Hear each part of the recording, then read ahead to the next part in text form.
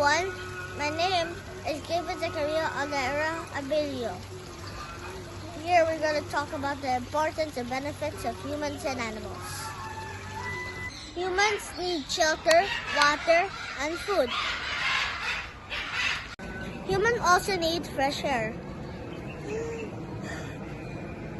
Like humans, animals also need shelter, food, water, and air.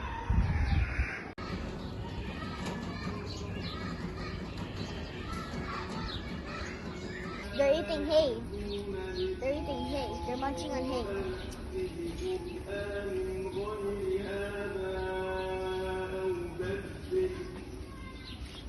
Look at that chicken. He's standing on the shelter. Maybe he's going to lay his eggs and don't know what he's doing. Animals also need sleep so that they can get enough energy.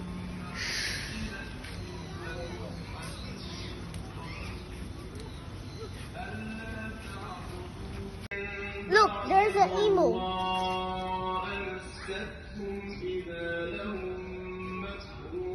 This is the pigeon Chinese owl. Look at their feathers. The feathers look like shoes. Look, this cage of birds also has some eggs.